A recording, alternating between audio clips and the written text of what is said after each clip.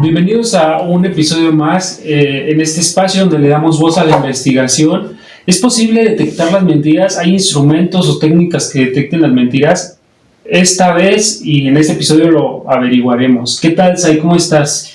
Hola, John, muy bien. Muchas gracias nuevamente por la invitación. Sí, el famosísimo polígrafo que tiene función para detectar mentiras, que se ve comúnmente en películas o series de televisión, pero que en la vida real toma un papel mucho más importante. Para ello tenemos el gusto de presentarles a nuestro invitado, quien tiene más de 20 años de experiencia en tema del polígrafo. Él es el licenciado Luis Flores Palma, que es licenciado en psicología por parte de la UNAM. De profesión tiene diplomados como en teoría psicoanalítica, en psicopatología. Es además acreditado como experto psicofisiólogo forense por parte de Axitón e INACIPE. Además de eso, es perito en psicología y poligrafía en la Coordinación de Investigación Forense y Servicios Periciales de la Fiscalía General de Justicia de la Ciudad de México. Además, ha estado como docente en escuelas como el Colegio Libre de Estudios Universitarios, CECIJUC, el Colegio de Londres, entre otras. Bienvenido, licenciado, ¿cómo está el día de hoy? Muy bien, gracias, aquí.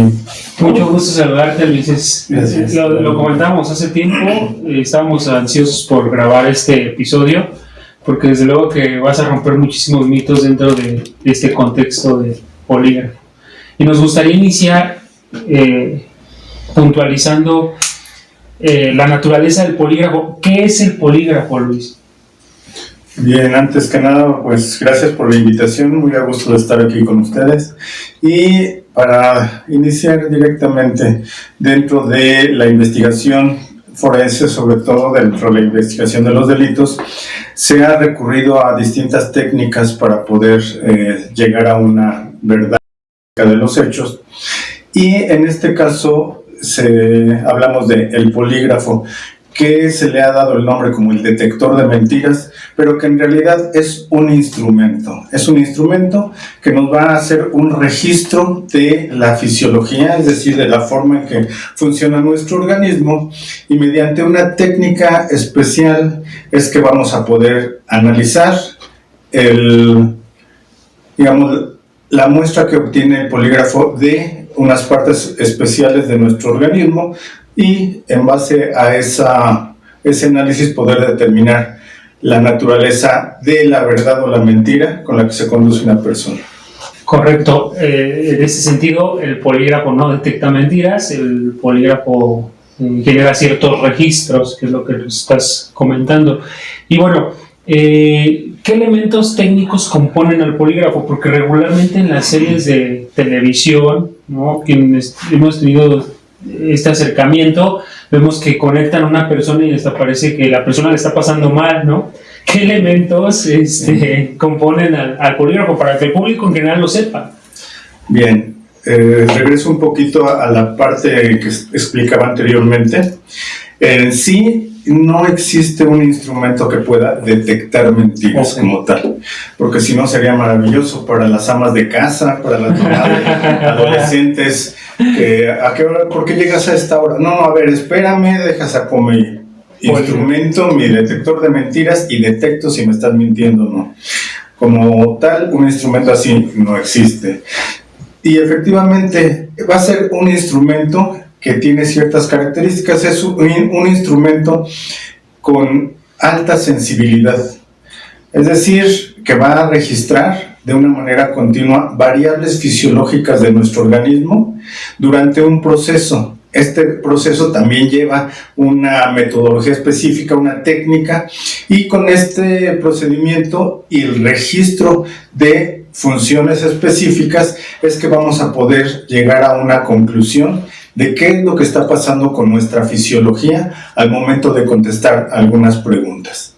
Es decir, los componentes principales del polígrafo van a ser unos sensores que se van a colocar en el cuerpo, que va a ser un sensor para el registro de la respiración torácica, que se coloca en esta parte del cuerpo, el registro de la respiración abdominal, que se coloca precisamente donde inicia el abdomen. Vamos a registrar una función específica de la piel que a través de unos electrodos, que principalmente esos electrodos se colocan en estos dedos, índice y anular de la mano derecha, pero estos electrodos nos van a registrar una función específica de la piel, es decir, idealmente se colocan aquí, pero ¿qué pasa? Mi evaluado no tiene un dedo, o no tiene dedos, o no tiene ortejos. ¿Qué se hace?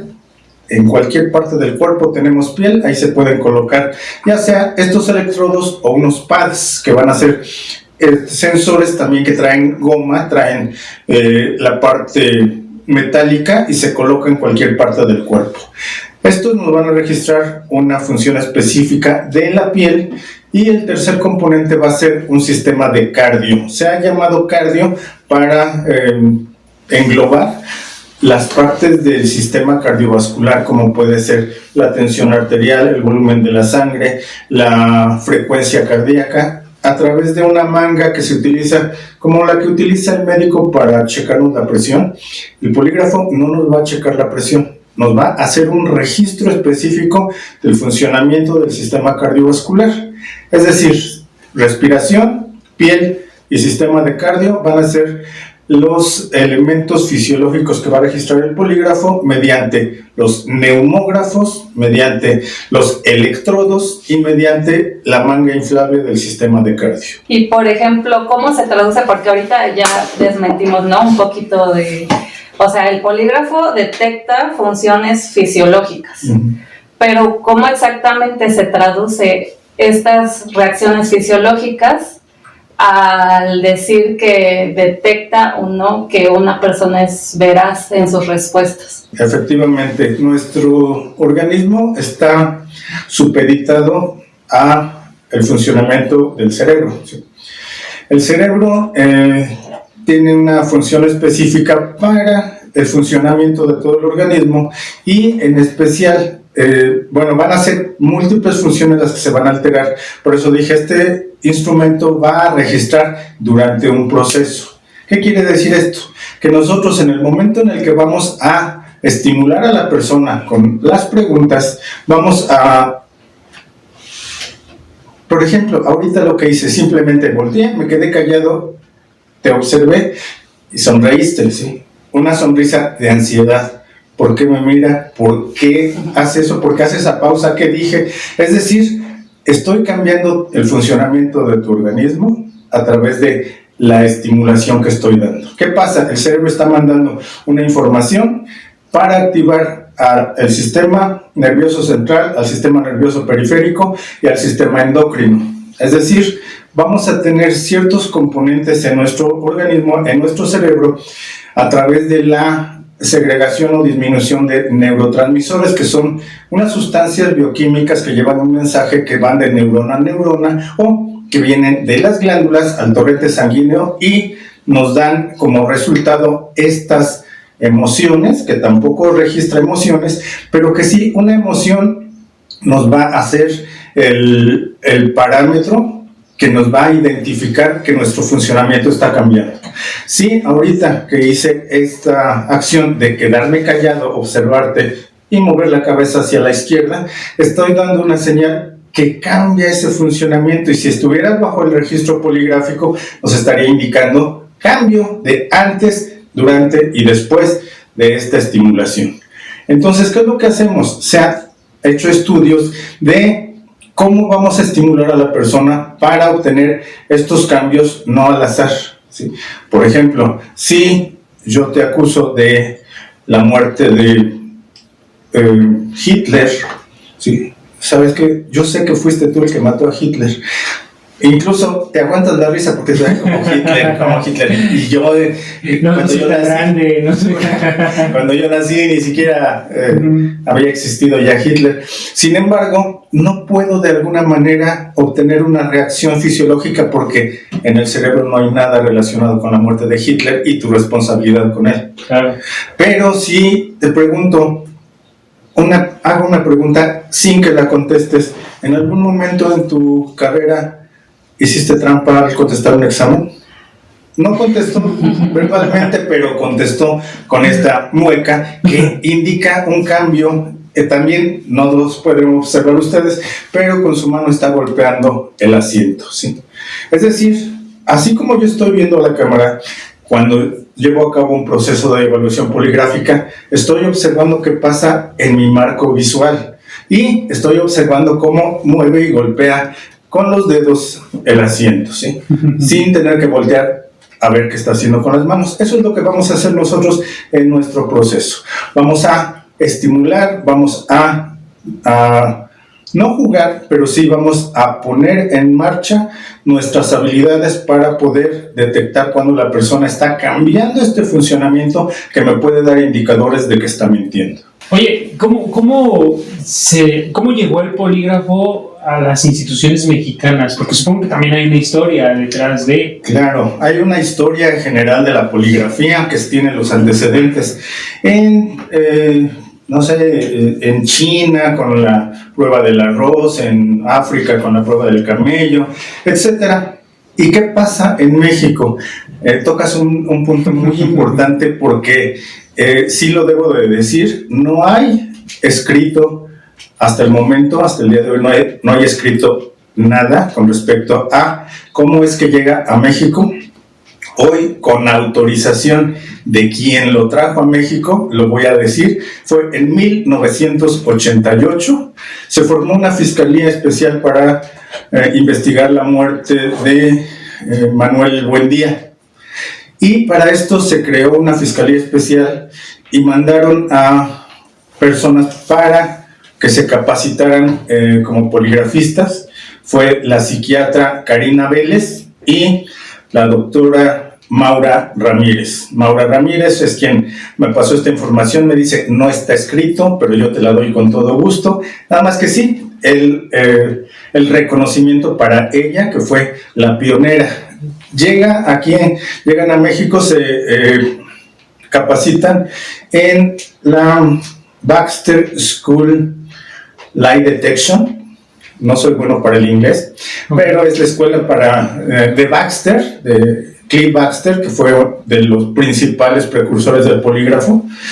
Y esta escuela estaba en San Diego, ahí se capacitaron, vienen a México, la doctora psiquiatra no participa, no hace exámenes en poligrafía, la doctora Maura sí, y la doctora Maura es quien inicia aquí en aquel tiempo Procuraduría del Distrito Federal, en el servicios periciales es la que inicia con la prueba poligráfica como investigación forense.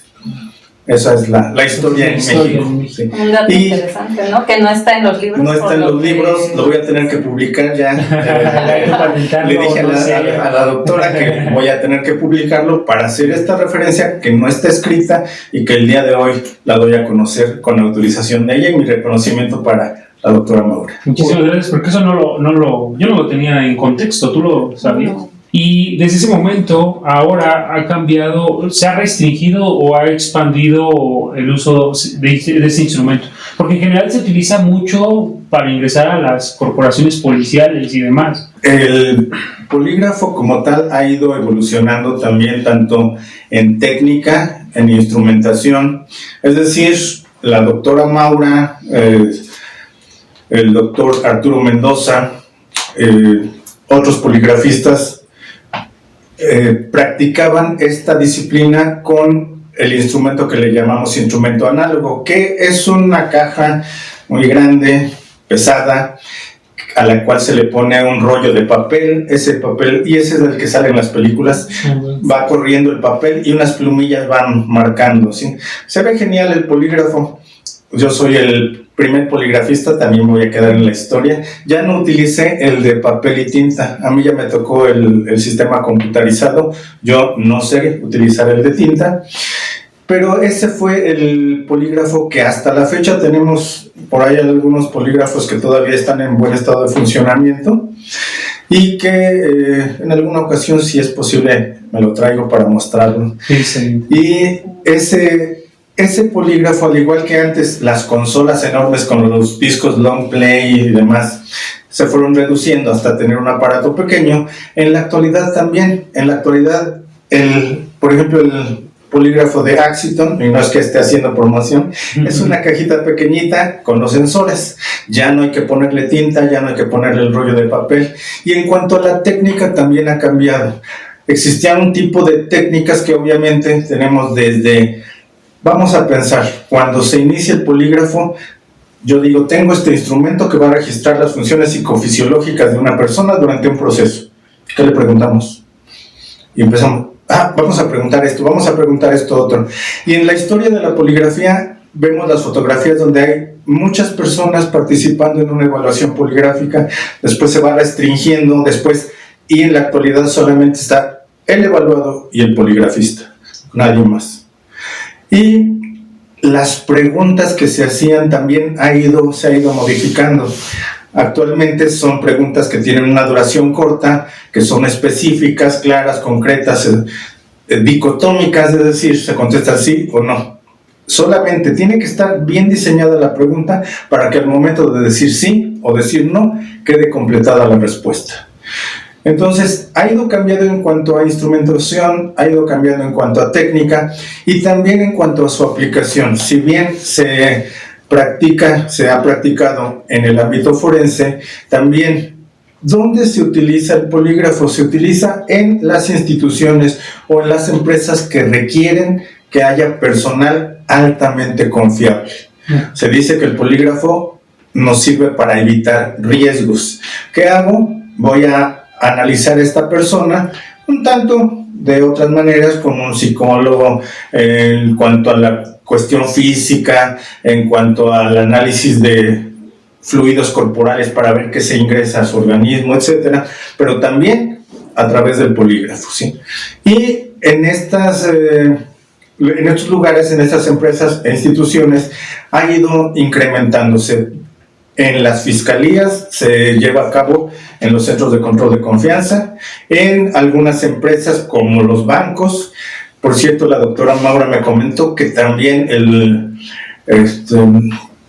Rafael Moreno y el doctor Rafael Moreno, y ahorita se me va el nombre del otro, ellos se capacitaron ya aquí en México en el Banco de México, si no me equivoco, para poder realizar este tipo de evaluaciones. Actualmente se utiliza en los bancos, en las empresas de traslado de valores, en las instituciones como son el CISEN, las fiscalías, etcétera, pero sí ha habido como que un auge, una apertura para la implementación y en empresas particulares. Creo que ahí ya nos resolvió bastantes preguntas, ¿no? Y que se ocupa tanto en sector público como privado. A mí aquí me viene otra pregunta respecto de la instrumentación como tal, porque usted refirió a una marca, ¿no? Axiton, o sea, no es por promocionar. Más bien, mi duda es de si existen diversas marcas dentro del mercado que ofrezcan este tipo de instrumentación y si hay algún protocolo o norma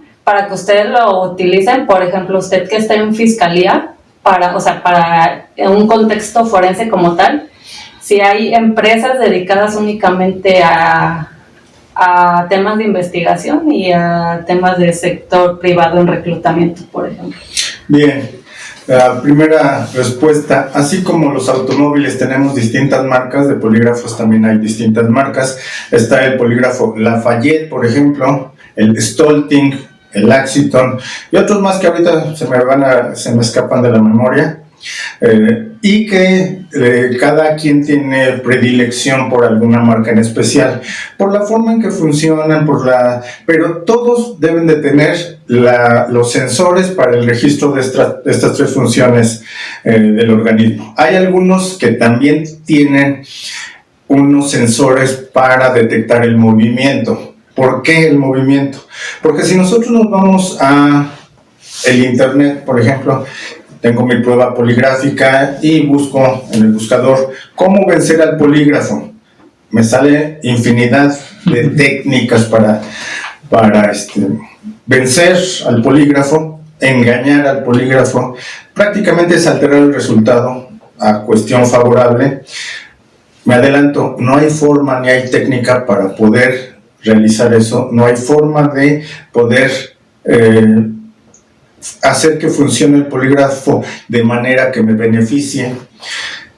Y estas técnicas dicen, por ejemplo, cuando te vayan a aplicar la prueba de poligrafía, úntate Rex, desodorante, iba a decir la marca, desodorante en los dedos, porque ya no hay transpiración y ya no puede registrar nada. Toma electrolitos orales. ¿Por qué? No sé por qué.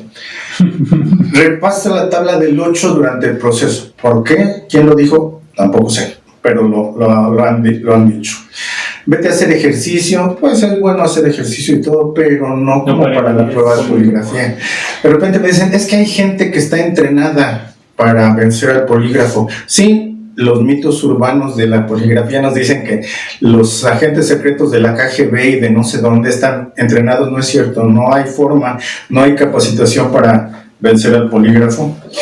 Ponte una tachuela en el pie o una piedrita en el pie y a cada pregunta que te hagan tú presionas la tachuela.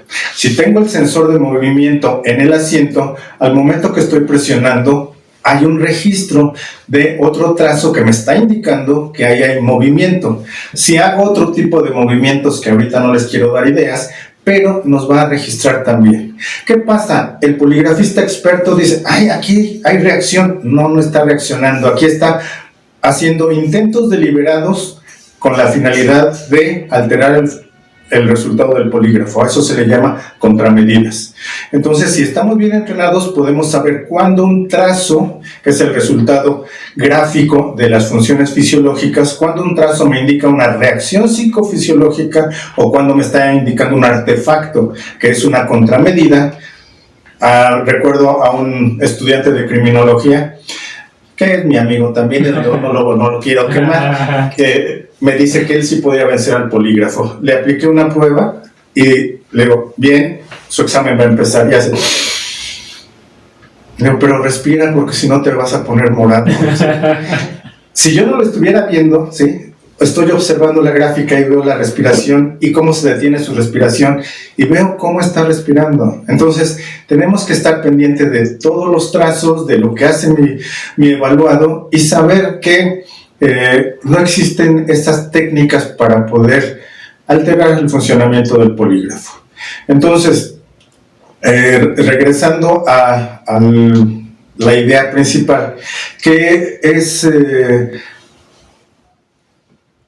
hay empresas también que se dedican a la evaluación poligráfica de manera privada. Es decir, yo tengo amigos que también tienen su empresa y los contrata, por ejemplo, una empresa de traslado de valores o una empresa que maneja joyería fina, etcétera, y que tienen que tener en sus instalaciones gente confiable, ¿sí? No es investigación de delitos, no es permanencia en lugares como las fiscalías, sino son empresas particulares. Entonces recurren a estas empresas que ofrecen estos servicios. Sí se practica de manera privada, no solamente para la investigación de delitos. Y por ejemplo que sí es como muy común, ¿no? El hecho de cambiar la respiración, que es, o sea, si es tu primera vez utilizando el polígrafo, pero ahorita ya nos explicó un poquito más que ustedes como expertos se dan cuenta cuando es un cambio accesorio a cuando ya es derivado de la reacción de una pregunta. Ahí lo comentábamos al inicio, hay distintos tipos de preguntas, ¿no? Yo he llegado a escuchar las mencionadas preguntas control, esto a efecto de ver qué cambios puede tener una persona, cuáles son como sus parámetros. Y quisiéramos saber más qué tipo de preguntas se ocupan, si es verdad esto de las preguntas control, cómo funciona. Bien, las preguntas control eran preguntas utilizadas por Cliff Baxter.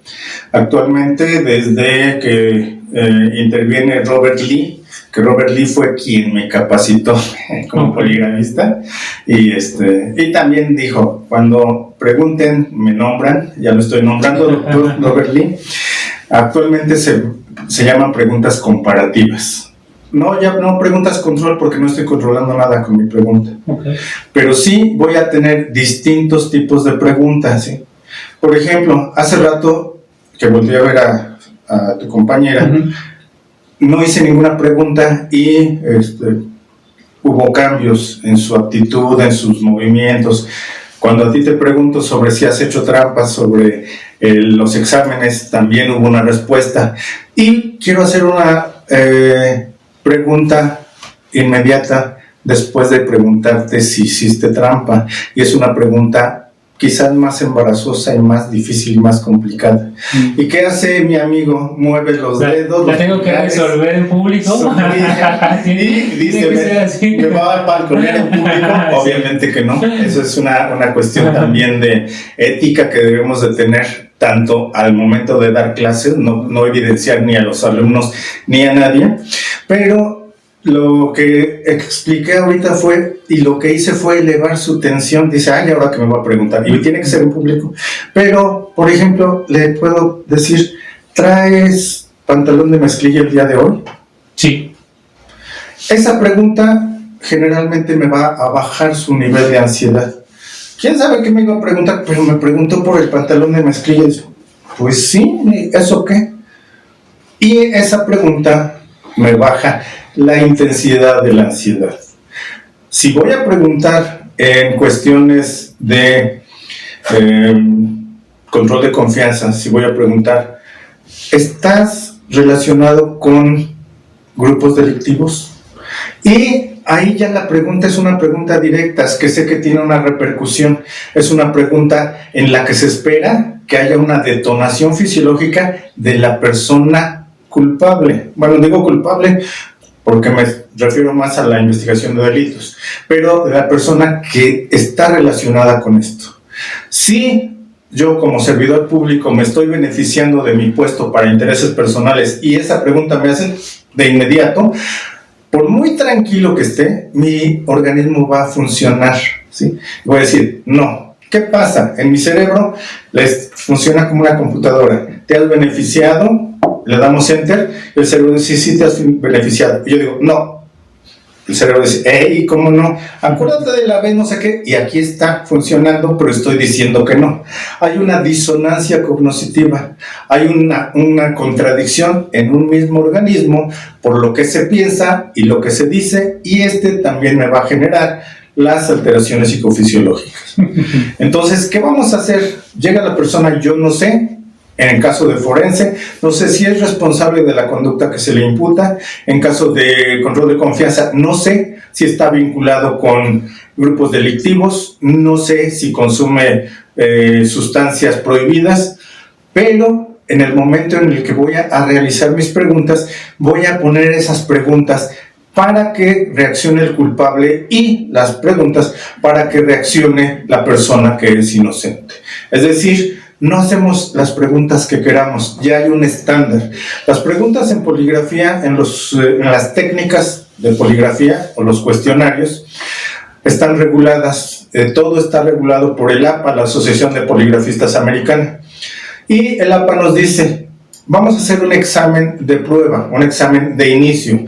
Como bien lo mencionan, no sabemos cómo es la prueba de poligrafía. Si es mi primera vez, ¿qué crees? Te damos tu oficio para que te presentes al centro de control de confianza y te empiezan con la prueba del polígrafo. Chin, el polígrafo, sí.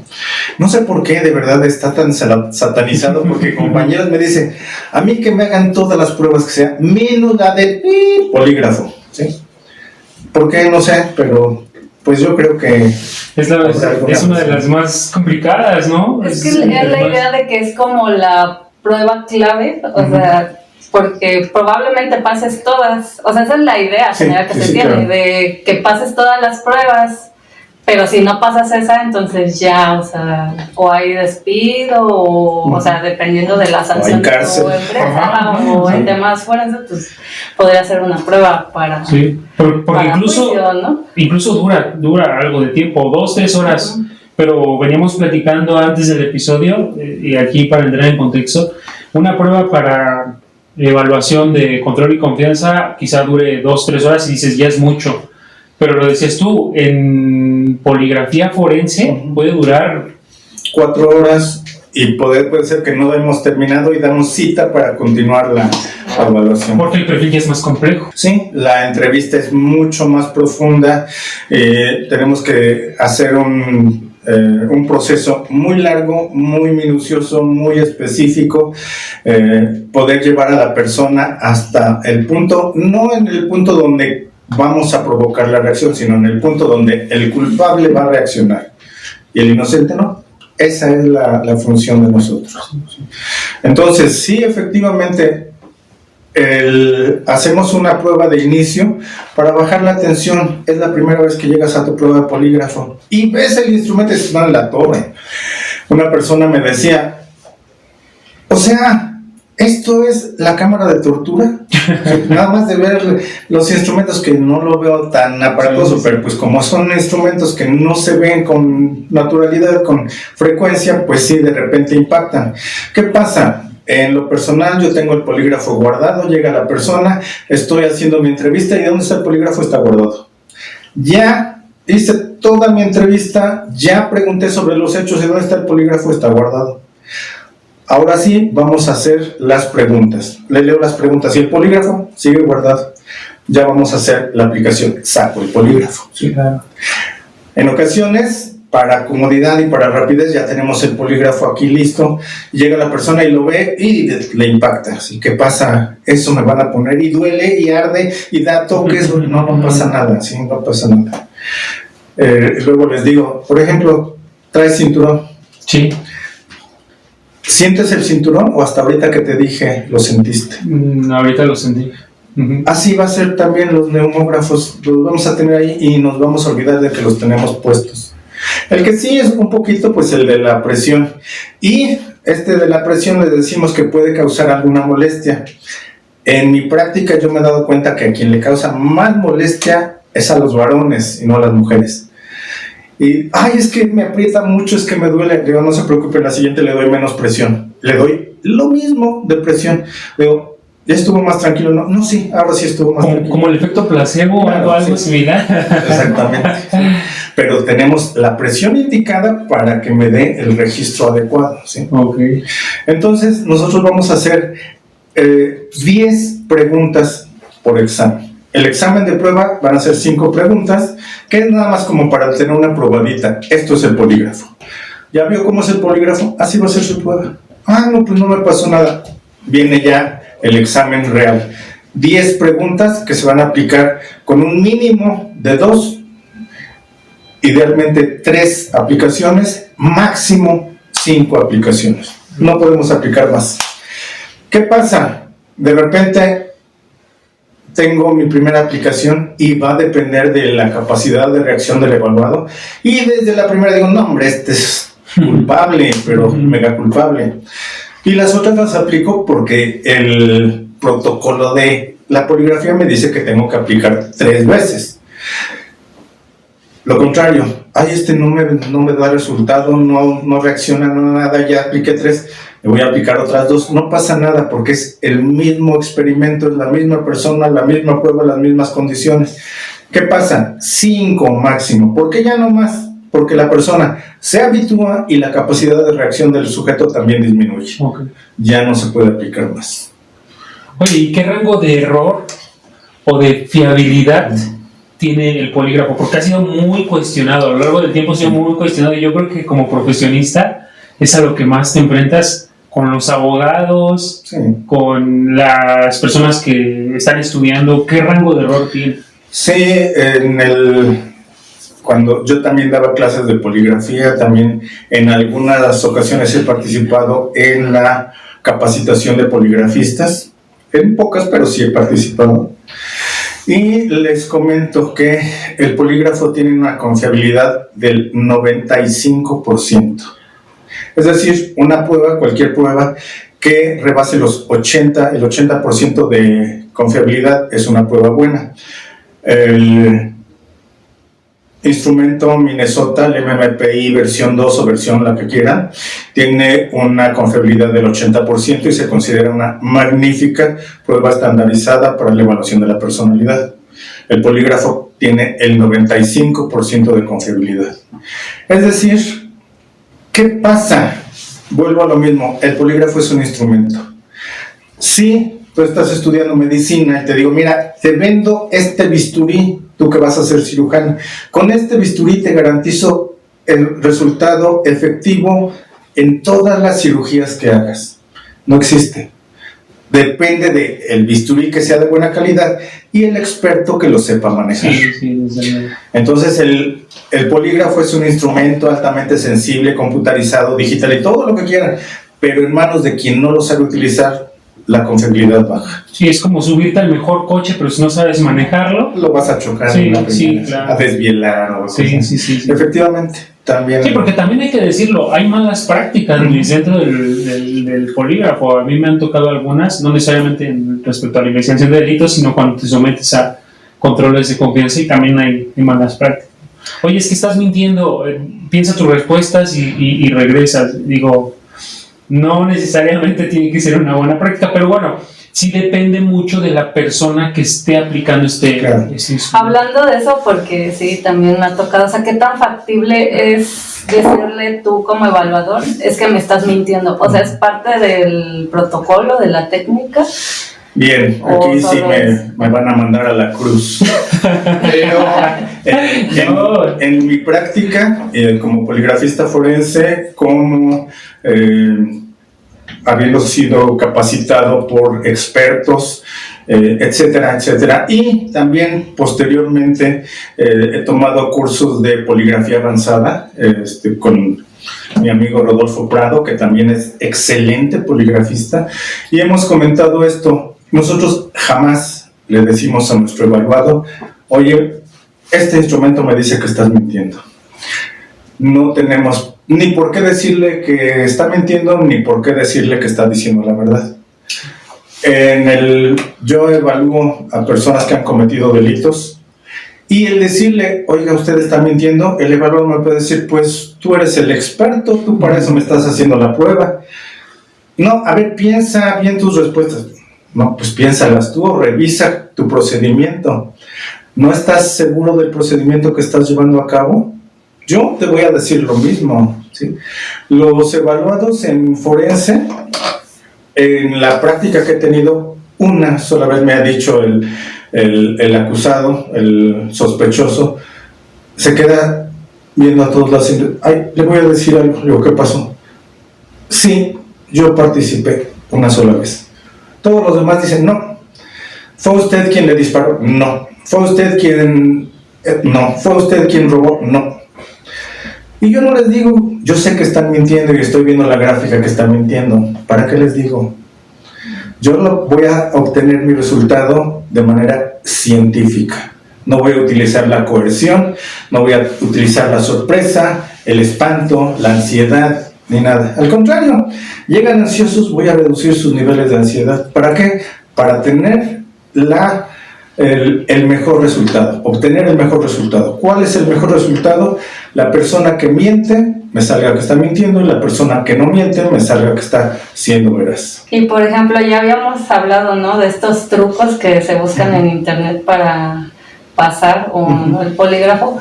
Pero ¿qué pasa en cuestión de alguien que tiene conocimiento en poligrafía? Porque también, bueno, esa es una pregunta de, a ver, ¿tienes conocimiento en este instrumento? Y va a depender, o sea, es diferente la técnica que se aplica a alguien experto en poligrafía o que tiene nociones al que es su primera vez viendo el polígrafo. Igual me mandan a la cruz.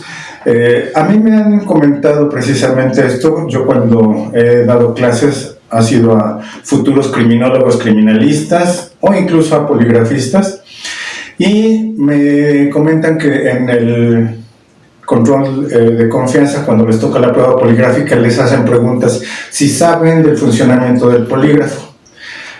La respuesta se las voy a dar. A mí, como perito en poligrafía y psicología, me han mandado control de confianza. Una sola vez me han aplicado el polígrafo y me preguntaban, oye, pero tú eres poligrafista. Digo, sí. Si me toca un excelente poligrafista que lleve a cabo su técnica bien y yo estoy mintiendo, va a salir que estoy mintiendo. Y si estoy diciendo la verdad y es excelente el poligrafista, también va a saber que estoy diciendo la verdad. Y yo como poligrafista no puedo hacer nada para alterar el funcionamiento del polígrafo. Entonces digamos que el polígrafo, como por ejemplo otras pruebas científicas, que sí hay falsos positivos o falsos negativos, en el polígrafo no existen, digamos. Puede darse el caso de a encontrar un falso positivo. Por ejemplo, si yo insisto en una cuestión que estoy evaluando y digo, no, es que mira, tú vives en tal colonia, ahí el narcotráfico, pero mira, hasta los chavitos de primaria llevan en sus mochilas las bolsitas. ¿Cómo no te vas a dedicar al tráfico de sustancias? Insisto, la persona ya está fastidiada, ya tiene miedo y me va a dar una respuesta basada en mi hostigamiento que estoy dando, no tanto en la respuesta que está dando él de su participación o no. Ahí sí puedo obtener un falso positivo. Al contrario, si la persona es responsable de una conducta, por más que le diga despacito, con voz baja, que no, mira, tú participaste en esto, por más que haga, no puedo dar un resultado de veracidad ante una persona que está mintiendo. Sí puede haber falsos positivos, falsos negativos, pero así que una persona responsable salga que está diciendo la verdad, no puede. Entonces es como la importancia también de aplicar una técnica buena, sí, no solo el instrumento, ¿no?, que nos comentaba. Y ahorita habló sobre, por ejemplo, la prueba de Minnesota, que es una prueba psicométrica, y usted también es psicólogo. Entonces, ahorita también, bueno, en contexto forense, ustedes, aparte de la poligrafía, lo complementan con estas evaluaciones psicométricas en su informe, en su dictamen, o no necesariamente.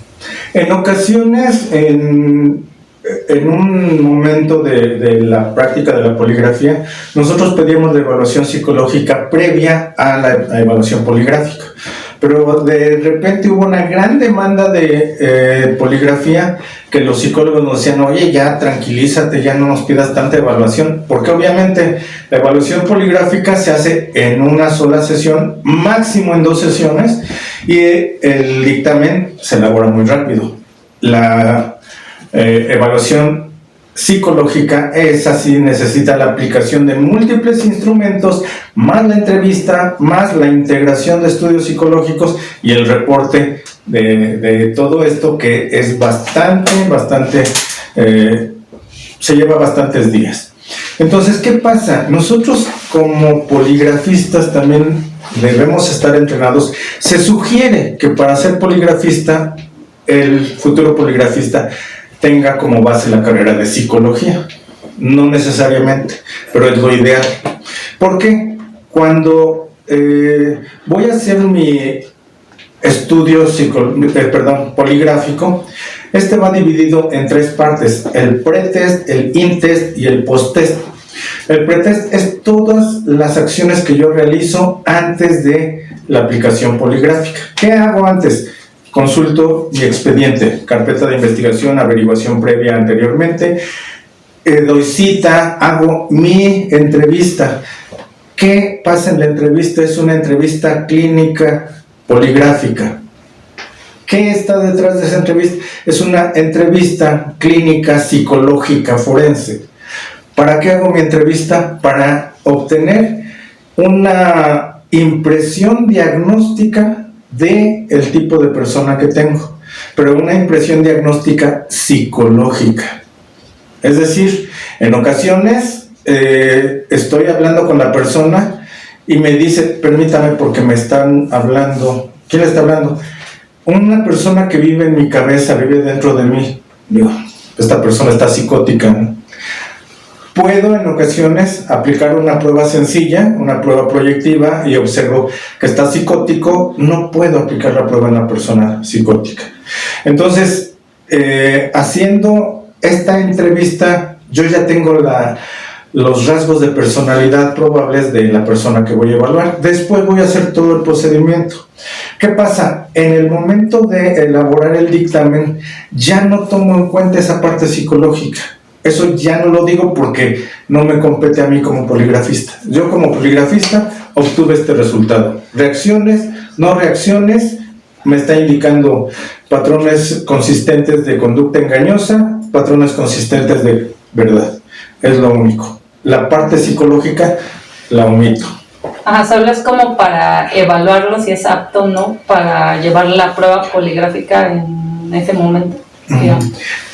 Pues más que nada de ser apto o no apto, no. Si hacemos en el pretest, hacemos una investigación. Vamos a tomar un registro psicofisiológico. Tengo a mi evaluado que trabaja como velador. Viene de trabajar, no ha dormido.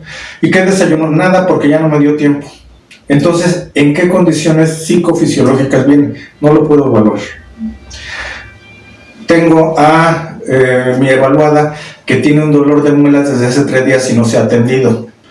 Y ya se tomó medicamento, analgésicos, siente unas punzaditas, no la puedo evaluar. Viene con estos cambios de temperatura, lluvia, frío, calor, viene con resfriado, o viene con gripe, o viene con asma, o viene con COVID, no lo puedo evaluar. Es una persona que tiene una neurodermatitis que le coloco, eso me sucedió en una ocasión, le coloqué el brazalete del sistema de cardio y en el examen de prueba le quito el brazalete y observo que tenía unas ronchitas, unas erupciones pequeñas. Dije, ay, no me di cuenta de esto. Se lo quito, la dejo que descanse un rato, regreso y estas pequeñas ronchitas ya eran unas ronchas enormes moradas. Y le digo, oiga, ¿qué le pasa? Dice, no sé.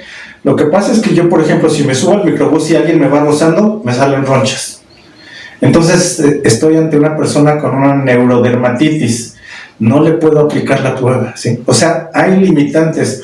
Que no ha comido, que no ha dormido bien. En ocasiones el no comer no implica tanto problema. A veces de la bolsa del perito sale para un yogur, un sándwich, se lo damos, se lo come, nos esperamos un ratito y llevamos a cabo la prueba. Cuando no han dormido no lo podemos decir, ay, duérmase un rato y después ya le hago la prueba. Pero sí hay limitantes en cuanto a su salud, en cuanto también que, por ejemplo, mi evaluado ya llegó a su prueba y, oiga, lo veo muy inquieto, ¿qué pasa? No, es que ya venía para acá y mi esposa me dice, tengo algo importante que decirte. Lo que pasó después, no, ahorita. Y ya que iba a salir, dice, quiero el divorcio. Hay un elemento de mayor significancia en ese momento para mi evaluado que el motivo de su evaluación. No lo puedo evaluar tampoco.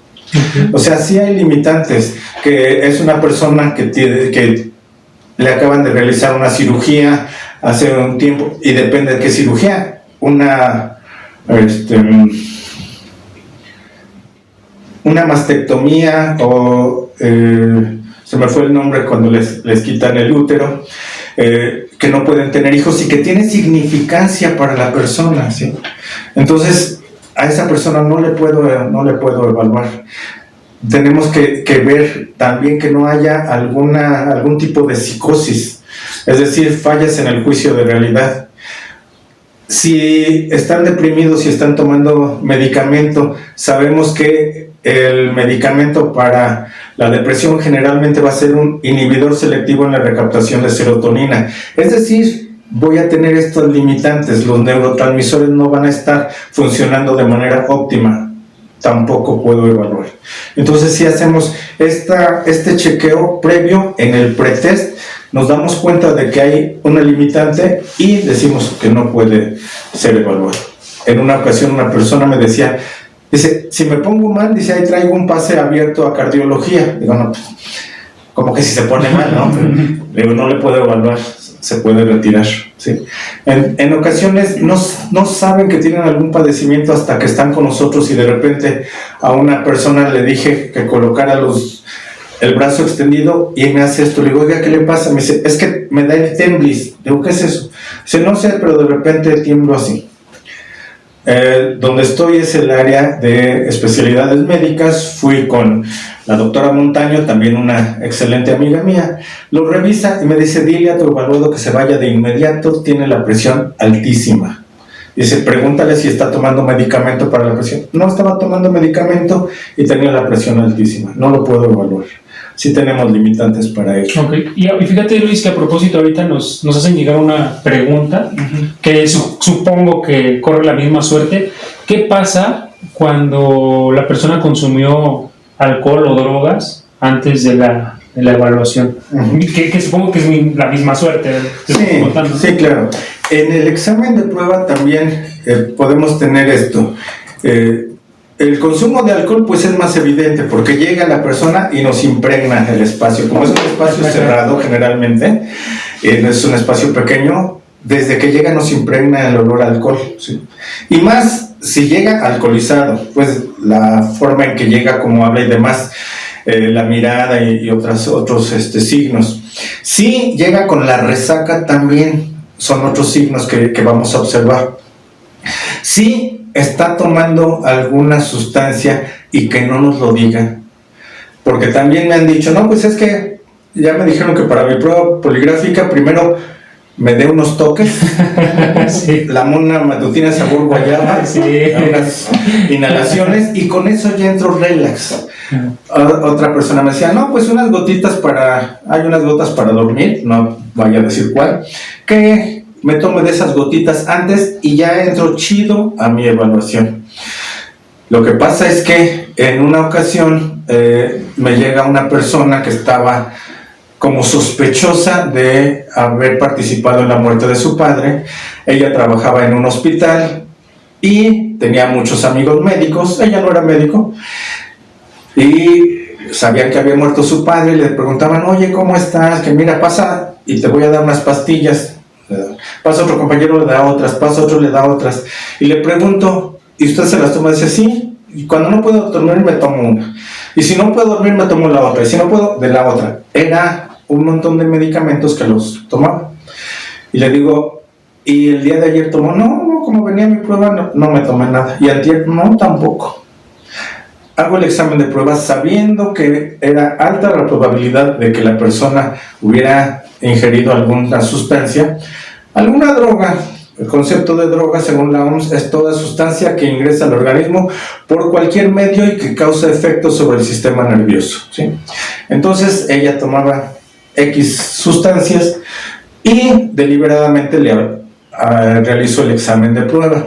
5 preguntas que no tienen relación con el hecho, que son inocuas, pero observo unos trazos preciosos. Es decir, la respiración no se eleva, no sube. El sistema de cardio también parejito, parecía que con regla lo habían trazado. Y la respiración también, una respiración, dije, ni un practicante de yoga tiene esta respiración. Entonces el instructor que me capacitó, Robert Lee, decía, una cosa tan buena no puede ser real. Entonces con eso nos damos cuenta de que la persona tomó alguna sustancia y que está bajo los efectos de esa sustancia. Para eso nosotros tenemos que hacer la entrevista previa y el examen de prueba. En otra ocasión, la persona que yo iba a evaluar no me había dicho que se sentía algo resfriada y tomó un medicamento para el resfriado. Pero cuando hago el examen de prueba, observo que en el trazo de cardio, un trazo se venía hacia abajo, seguía y otra vez hacia abajo. Y digo, ¿qué pasa con esto? ¿Esto qué es? Esto es un trazo atípico. Ahí en el departamento de especialidades médicas fui con el doctor Villalobos, también excelente amigo. Le digo, doctor, ¿qué es esto?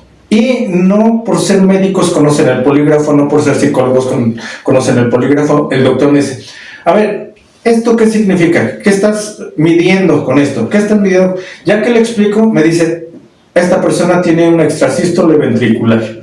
Pregúntale si tomó tal medicamento. Voy y le pregunto, si es que me sentía un poquito resfriada y tomé tal medicamento. Entonces tampoco puedo aplicar la prueba. Sí. Entonces, en el momento de que la persona está intoxicada o, si no intoxicada, bajo los efectos de alguna sustancia, nosotros lo podemos detectar con el examen de prueba y en nuestra entrevista previa. Sí, que depende mucho también de tu experiencia, de tu expertise, ¿no?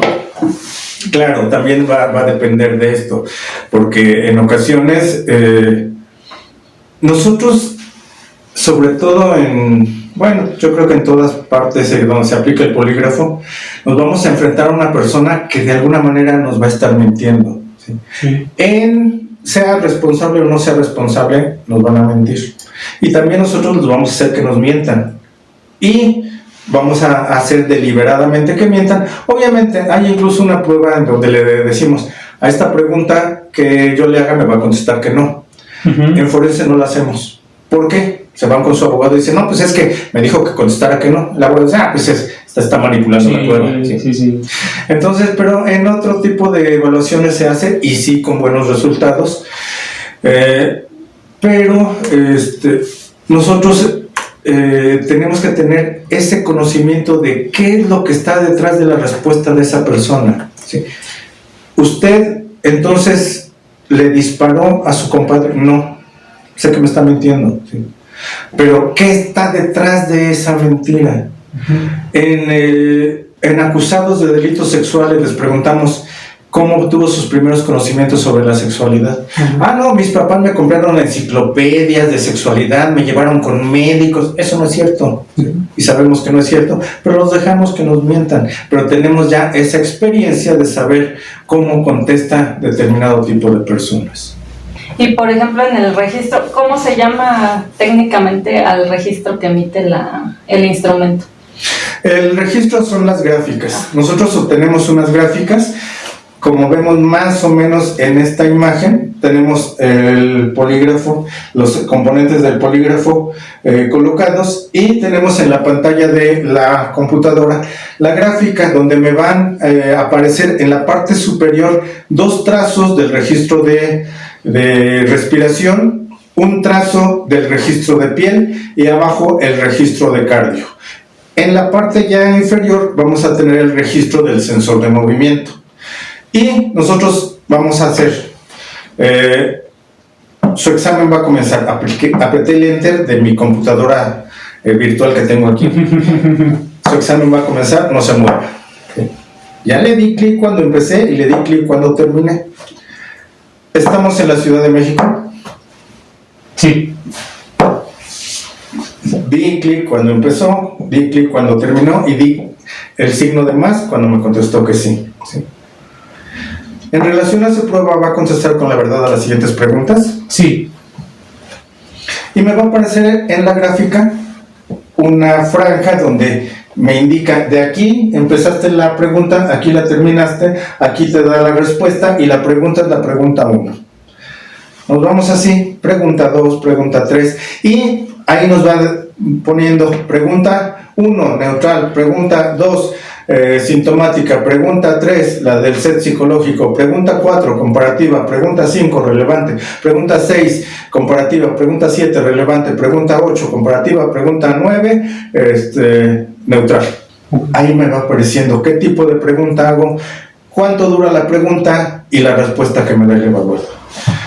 Esto es una gráfica. Nosotros anteriormente se veía la gráfica yo decía, sacamos los rollos del Mar Muerto. Bueno, no se me ocurrió, todavía tengo un rollo del Mar Muerto sin usar, todavía viene empacado. Y posteriormente ya con el polígrafo computarizado se imprime, se manda a imprimir la gráfica y obtenemos la gráfica, la vamos poniendo así, la vamos colocando, hojas tamaño carta y la vamos colocando a modo de observar. Y vamos haciendo nuestro análisis, qué es lo que pasa en la pregunta 1, qué pasa en la 2, qué pasa, y así vamos observando, así vamos calificando.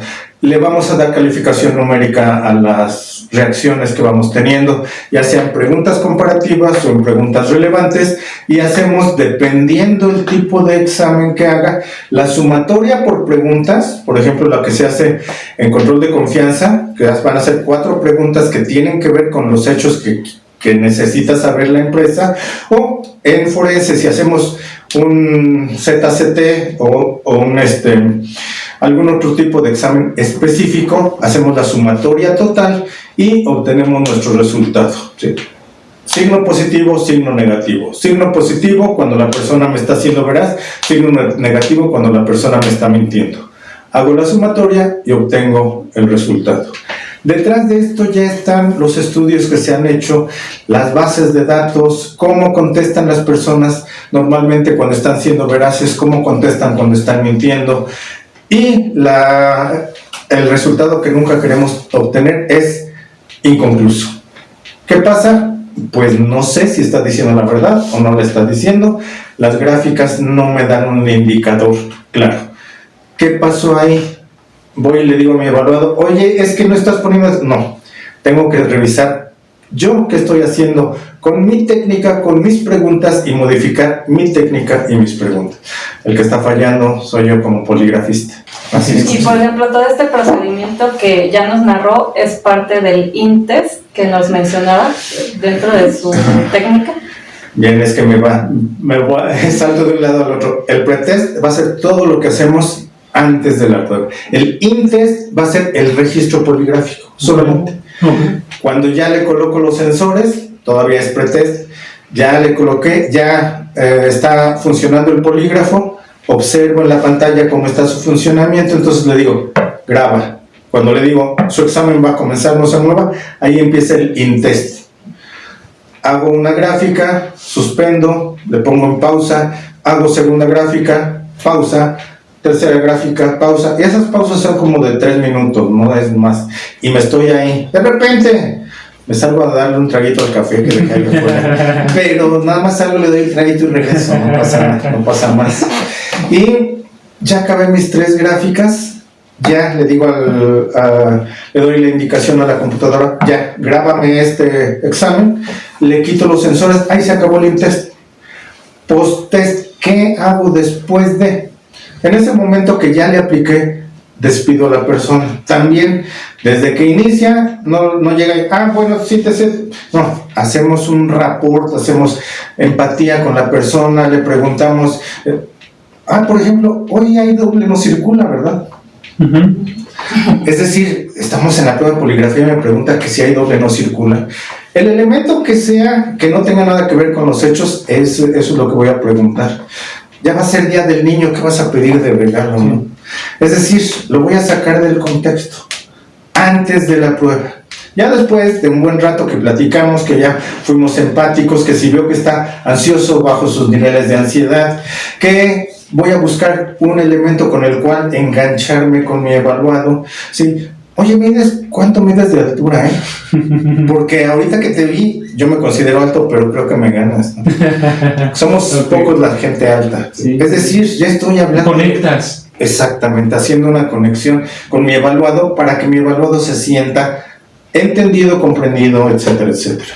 En el contexto forense se plasma esto a través de un dictamen, y estas gráficas de las que hablamos también van adjuntas al dictamen.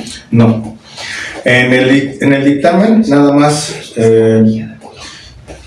pongo los números de identificación, la carpeta de investigación, etcétera, a quién va dirigido y demás, el planteamiento del problema, que es la evaluación poligráfica, y pongo una reseña del delito, está acusado de tal cuestión. La persona, el evaluado, me menciona esto en una cuestión muy breve y se le realizaron tales preguntas. Las preguntas que hice, sobre todo las que califico, pongo las preguntas que se califican y ahí menciono, se obtiene reacción en respiración, piel y cardio, o no se obtiene reacción, y así voy enumerando de las 3 gráficas. Al final, la persona evaluada en la conclusión da muestras de conducta psicofisiológica engañosa. Por lo tanto, está no está siendo veraz a la versión que da sobre los hechos. Es todo. Y al final, la lista de preguntas, todas las 10 preguntas que le hice. Las gráficas las guardamos nosotros en el archivo. Okay. ¿Sí? Porque igual el juzgador, el Ministerio Público, el abogado de la defensa las va a ver. ¿Y esto qué? Sí. No va a tener forma de saber. Y en ocasiones, si nos la pueden pedir mediante oficio, se las entregamos copias. ¿Para qué? A menos de que anteriormente se hacían los, ¿cómo se llama? Tercero en discordia o junta de peritos. Ya llegó el otro poligrafista, ya lo evaluó, ya obtuvo otras cosas diferentes. A ver, préstame sus gráficas, y pues pídalas a la institución y se las presto. Ya las pidió, ya le presté, observa, hace su análisis, pero es muy difícil. Generalmente es en cuestión de técnica, qué se hizo, qué no se hizo, para poder defender nuestro dictamen. Claro. A mí me queda muy claro todo lo que platicamos y me parece que ya se rompen muchos mitos porque lo decíamos al inicio, la idea de este programa no es tanto para formar un experto en poligrafista, ni para expertos en poligrafista, no, es para el público en general o para las personas que en algún momento han decidido tener una evaluación de esta naturaleza. Entonces a mí me queda ya muy claro, me parece que se rompen muchísimos paradigmas, muchísimos mitos. Sí, pese a que fuiste un buen profesor conmigo y aquí lo tengo que agradecer, fue mi profesor, fue muy buen profesor conmigo.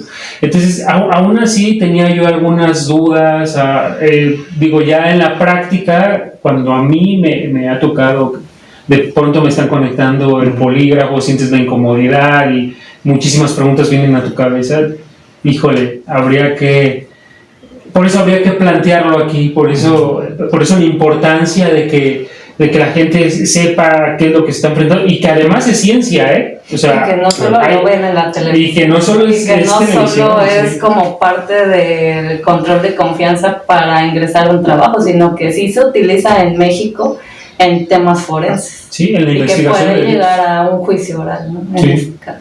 Sí, te has presentado como testigo en un juicio, evidentemente. Claro, desde luego. Yo por mi parte estoy muy encantado, Luis, por este espacio que nos diste. Digo, híjole, creo que esto va a tener muy buena proyección. No sé si tú tengas alguna otra pregunta en el contexto forense, Sari. Pues yo solo me quedé con la duda, ves que platicábamos de la jurisprudencia. Por ahí encontramos, ahí nos metimos a ver en temas ya en cuestión del experto forense en juicio oral.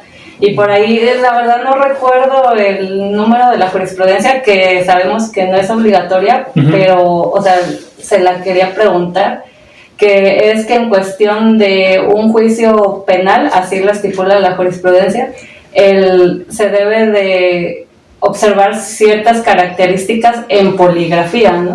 Y una de ellas es que el juez tiene que estar presente también para coordinar, y en dado caso que haya preguntas confusas o este tipo que favorezcan más para la intervención del del poligrafista, a mí sí me dejó ahí como duda de que el juez puede reformular y que el juez debe de estar presente. ¿Esto sí se ha aplicado? Hay dos partes. La primera parte, en el pretest, le explicamos al evaluado. La evaluación consiste en esto. Y le voy a colocar los sensores y le voy a hacer preguntas y vamos a durar aproximadamente tanto tiempo. Y viene la parte fundamental. Esta prueba se aplica si usted acepta de manera voluntaria someterse a la prueba. Si acepto, le paso mi formato para que quede por escrito que llegó, se presentó, le expliqué en qué consiste la prueba, el tiempo de duración y que acepta, que le dije que es voluntaria y que acepta de manera voluntaria someterse a la misma. Pone que sí y su firma, ¿sí? Ahora, esta prueba, retomo lo que dice John, cuando dije, voy a hacerle una pregunta todavía más explosiva que la anterior, me dice, ay, aquí en público, obviamente, por eso es que se restringe a que esté el poligrafista y el evaluado. Si estuviéramos haciendo aquí una prueba real, ¿sí? Y voy a preguntar cuestiones comprometedoras de cualquiera, están los otros compañeros, van a decir, ay, chin, me está preguntando delante de ellos, ¿sí? ya es una variable más que está interviniendo en el proceso. Ujú. ¿Sí? Ahora, se nos dice que violamos los derechos humanos, que transgredimos, etcétera, etcétera. Nosotros le decimos desde antes en qué consiste, que van a ser preguntas muy personales. Obviamente, dentro de estas preguntas personales están las preguntas relacionadas a la sexualidad, que si es un delito sexual, sí voy a preguntar exhaustivamente por la sexualidad. Pero si es un robo, la sexualidad, el tema de la sexualidad lo tomo de manera muy tangencial, no me enfoco a ello porque son cuestiones personales que no interesan a la prueba.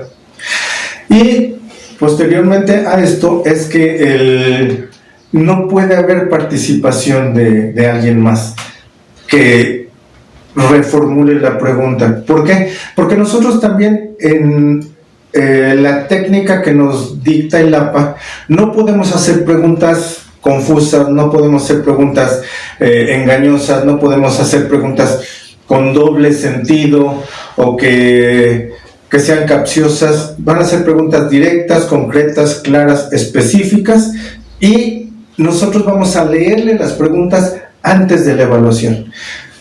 Es decir, el polígrafo sigue guardado, aquí tengo a mi evaluado y le digo, le voy a preguntar lo siguiente, y le leo las preguntas. ¿Y dónde está el polígrafo ahí guardado? ¿Ya sabe que tiene duda de las preguntas? No. Entonces saco el polígrafo y ya le pregunto. ¿Sí? Por eso es que no hay posibilidad de que hagamos una pregunta. Y de que un tercero intervenga, ¿no? De que un tercero esté presente. Sí, por eso tenía la duda, porque pues está ahí, ¿no? Sí, que lo decíamos, ¿no? Es como, no es obligatoria. ¿No? Y, o sea, resaltó un tema súper importante que no habíamos tocado, el consentimiento informado, antes de hacer la prueba. Pues muchísimas gracias, Luis. Un gusto tenerte aquí. Gracias. Me parece que aclaramos muchísimas cosas. No sé si quieras cerrar con algo, ¿no? Pues no, que es algo que nos sigan viendo. Si les gustó, pues compártanlo. Y pues aquí estaremos en un siguiente episodio, igualmente abordando temas forenses, jurídicos y de la investigación. Sí. Muchas gracias. Pues muchísimas gracias, ya lo tienen, el experto ha dado su voz, y si les gustó el contenido, si les gustó el episodio, síganos en las redes sociales y nos vemos para la próxima.